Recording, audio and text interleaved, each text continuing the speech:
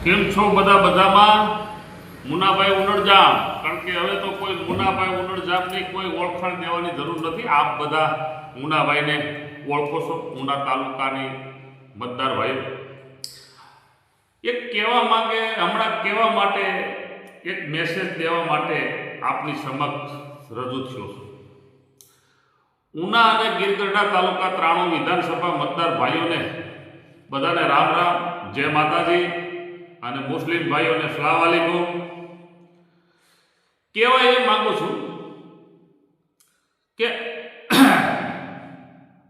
આજે મીડિયા માધ્યમથી જે બધાને મેં જે સોશિયલ મીડિયામાં હું આવ્યો અને જે સોશિયલ મીડિયામાં બધાને જે વાત હતી એ બધી આપણે રજૂ કરી કે ભાઈ આ તાલુકા 93 વિધાનસભામાં આવું આવું બધું ચાલી રહ્યું છે. તો ત્યારે હું એમ કહું છું કે ગામના 93 વિધાનસભામાંથી લોકોના ખૂબ બધાના ફોન આવ્યા આપણને, અને બિચારા પહેલાં એવું કે મુનાભાઈ રેકોર્ડિંગ કરતા નહીં. તો મેં કીધું ભાઈ હું રેકોર્ડિંગ કરવાવાળો પેસેન્જર નથી, હું ક્યારેય કોઈના રેકોર્ડિંગ ના કરું. મારી પાસે એપલ ફોન છે, મારામાં રેકોર્ડિંગ જ ન થાય. કોઈના રેકોર્ડિંગ કરવા, ઓફિસે જવું, કેમેરા ચર્ચ રાખવા, ઘરે રેકોર્ડિંગ કરવા, બધાની મેમરીઓ રાખવી, કોઈ માથે બ્લેકમેલ કરવું, એ જેને કોને કામ સોંપ્યું છે એ આપ બધા જાણો છો.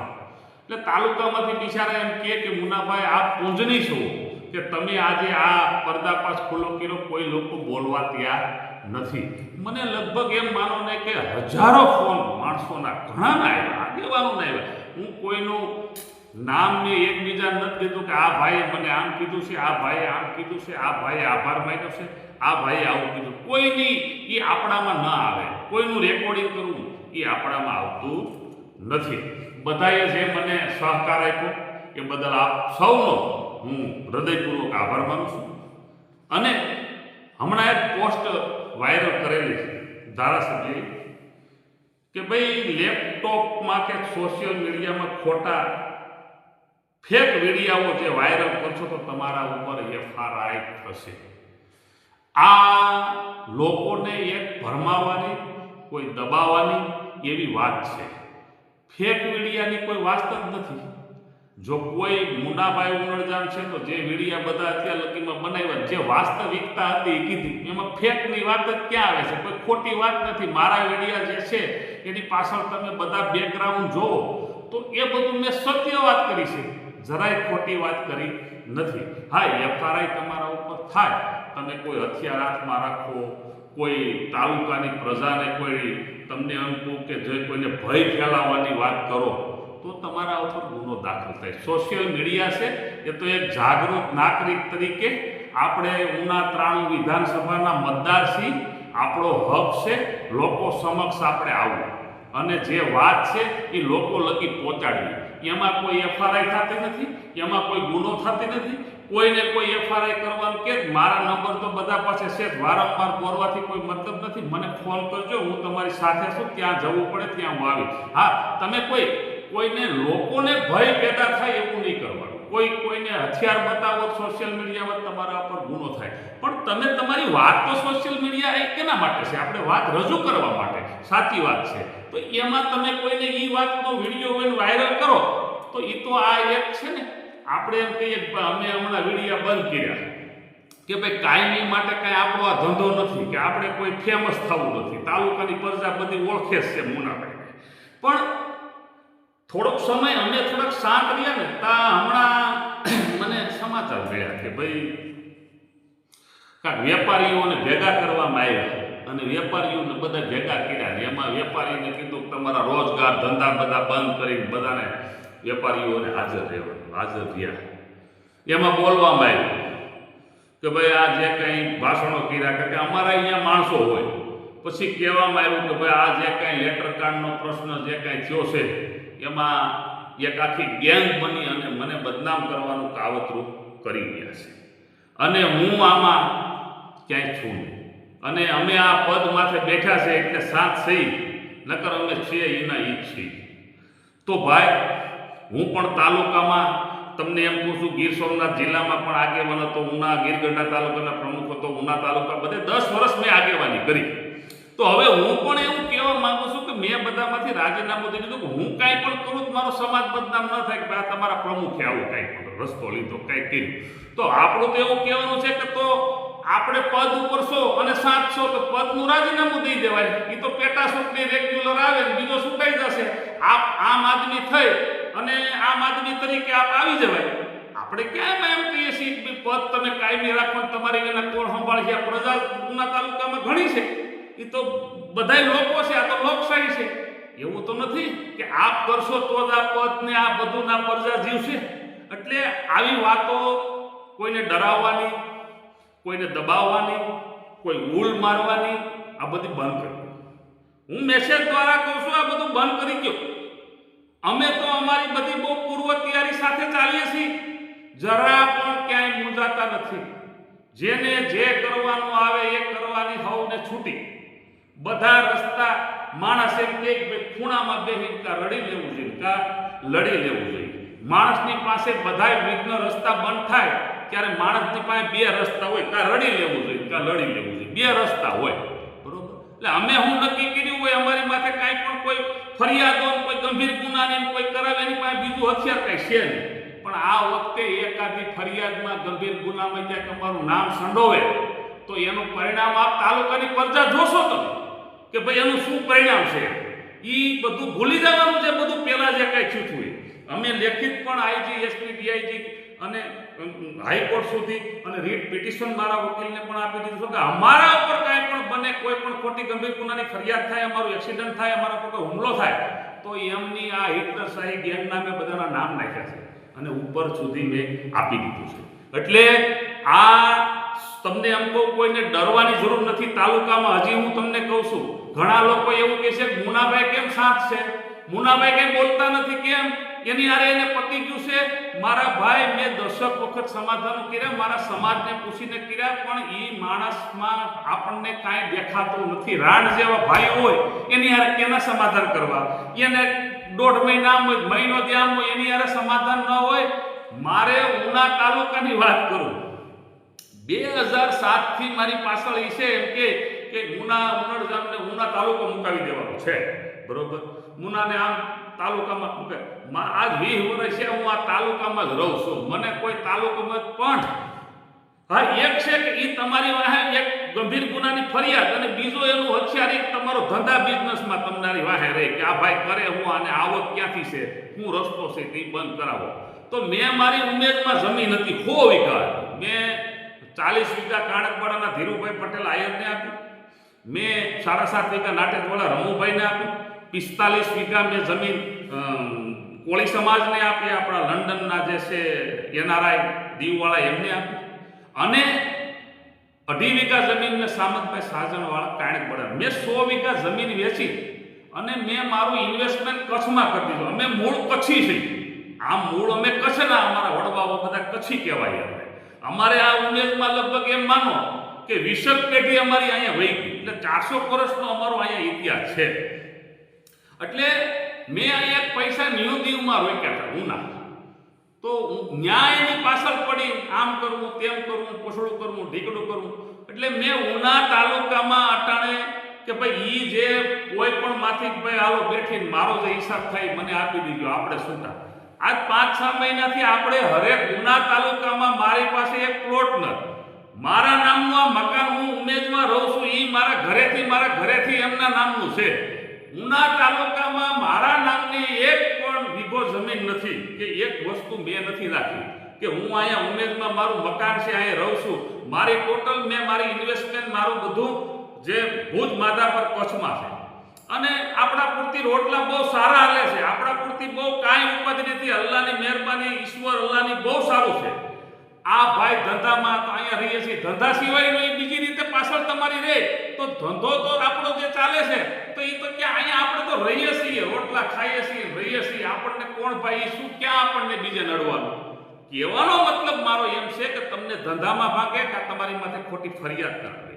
બીજો મુદ્દો એની પાસે કાંઈ છે નહીં. એ કઈ ડટી વિનાના માણસો હોય, કોઈને કે બાંધવા આવે, કોઈને મારી નાખે ને એ બધું ભૂલી જાવ. અને મારી નાખે તો મોત તો માથે આવ્યું હોય ને આવડ શું સાવવાની હોય. આપણા ગઢિયા કહે એમ કે મોત માથે આવ્યું ને આવડ શું સાવી. મોત આવ્યું હોય ને માંડ્યું હોય તો કોઈ મૂકવાનો નથી. એટલે હું તો કોઈથી ડરતો નથી, ક્યારેય ડરવાની મને ખબર જ નથી. આજ મારા 47 વર્ષ છે, મારા કાઠલે કોઈ હાથ નથી નાખ્યો.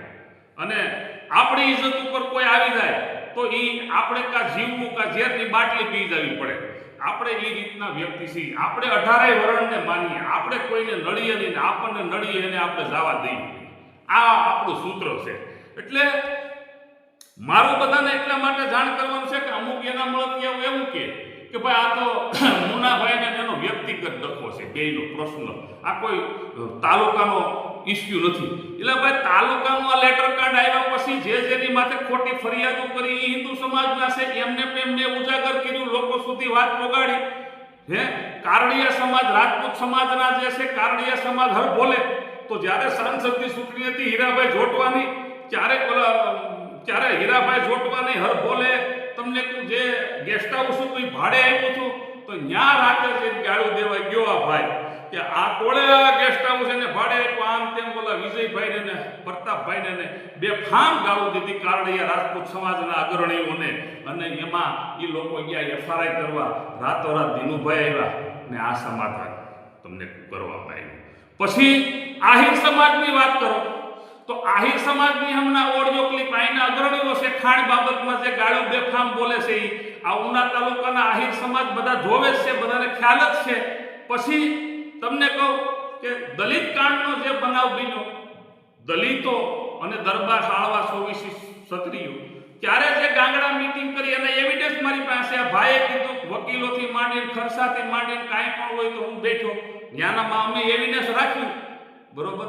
તો આજે એના છોકરાઓ જે દરબાર સમાજના છે 70-80 જણા તમને કહું વેરાવળ કોર્ટમાં ધક્કા ખાય છે. આજે આ બનાવ બન્યો એને 5-7 વર્ષ થયા. આ લોકો બધા હેરાન થઈ ગયા. એટલે મારું કહેવાનું તમને એમ છે, દલિતો, તમને કહું ક્ષત્રિયો, આ આહિરો, કારડિયા સમાજ, મુસ્લિમ સમાજને વિધર્મી કહેવા, તો ભાઈ સારો આ ભાઈ એક જ છે. મારું તમને એટલું કહેવાનું છે, આ એક જ વ્યક્તિ સારો છે તાલુકામાં. તો તમે બધા આમ કોઈ બહાર નથી આવતા. હજી તમારામાં ડર છે. શેનેથી ડરો છો તમે? ખુલીને આવી જાઓ. કોઈ અરે કાલ ભલે ની કોક મારી નાખે, આપણને ડરવાનું બંધ કરો. તમે બધા આ તાલુકામાં જાગૃત નાગરિક તરીકે કોઈને કોઈ દબાવે, કોઈને ખોટી રીતે હેરાન કરે, કાંઈ લુખાગીરી કરે તો મને ફોન કરો. હું વિડીયો બનાવીને ઉજાગર કરી, તમે નો ડરતા હોય, બીતા હોય મને કહેજો. અને અમારી તાલુકા પંચાયત ઉના ગીરગઢડા તાલુકા પંચાયત, એમાં તમને કોઈ 3 કરોડ વર્ષે આવે, 3 કરોડ ગીરગઢડામાં આવે વર્ષે ગ્રાન્ટ. હવે 5 વર્ષના કેટલા છે? 15 કરોડ અહીંયા, 15 કરોડ અહીંયા, 30 કરોડ રૂપિયા થયા.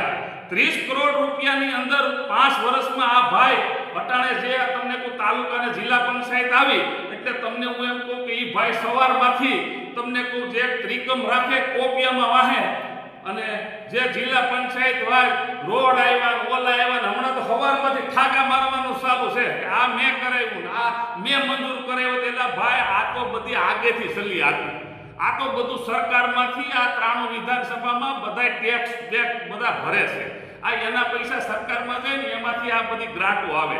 આ તો પૂજાભાઈ હતા તો એ ગ્રાન્ટો આવતી, પણ પૂજાભાઈ કહેતા ગામના સદસ્યો હોય, તાલુકા સદસ્ય, સરપંચો ને એ બધું ખાતમુહૂર્ત કરી નાખતા.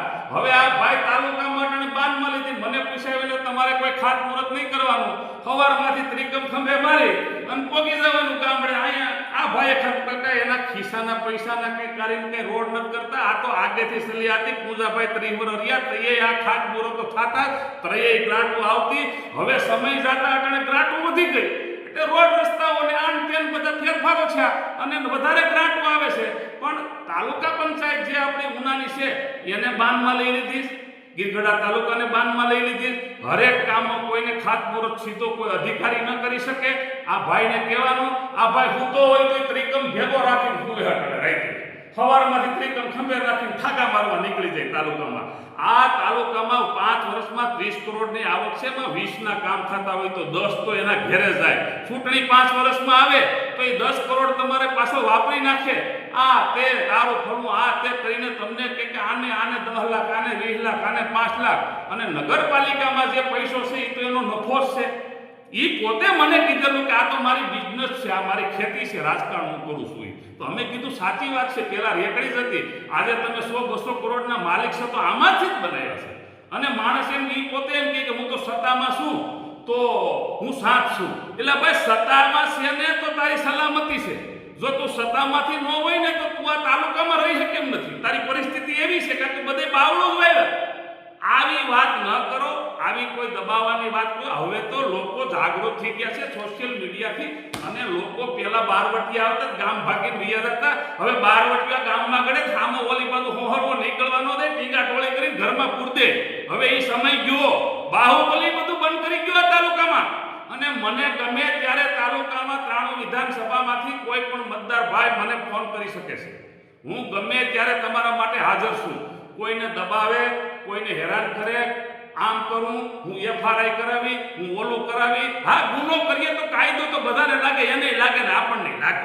એ તો એફઆરઆઈ થાય, એમાં આપણે ના ન કરીએ. પણ કોઈ આપણે મીડિયા માધ્યમમાં એવો ગુનો બને, એવો કોઈ વિડીયો ના ઉતારવો. હા, લોકો સુધી સાચી વાત પહોંચાડવી.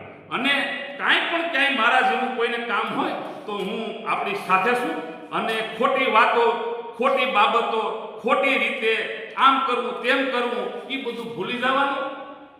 મારે પણ હું પણ આપને કહેવાનું, મારી ગીર ગઢડા તાલુકામાં 7.5 વીઘા જમીન છે. સરની ખોડિયાર પાસે, શીખો કુબા પાસે, રાવળ ડેમ પાસે. હું ફરી હોય તો ત્યાં આવ્યો બેઠો આરામથી. અને ધંધા બિઝનેસ મારા જે બધા કસમાં છે, અમે ખાઈએ એટલું આવી જાય છે. આ ઉમેદ જ રહીએ છીએ.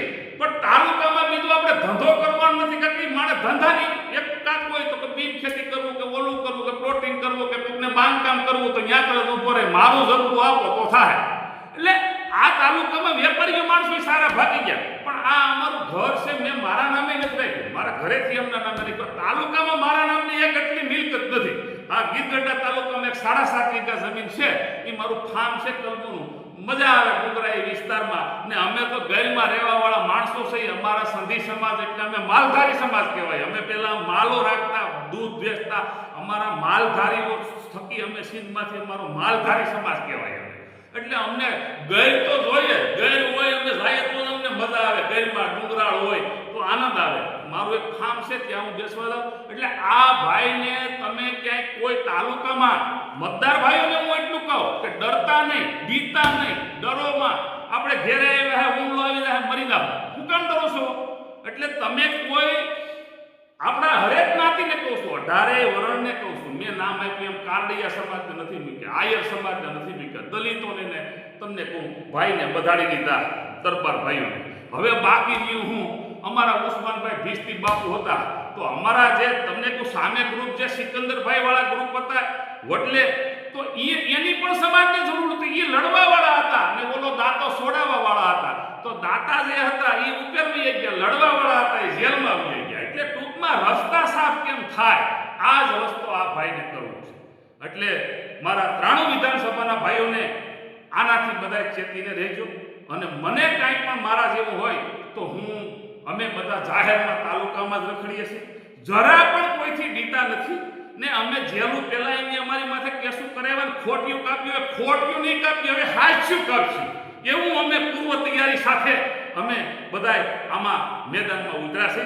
એટલું કહી મારી વાતને પૂરું કરીશું. જય હિન્દ, જય ભારત.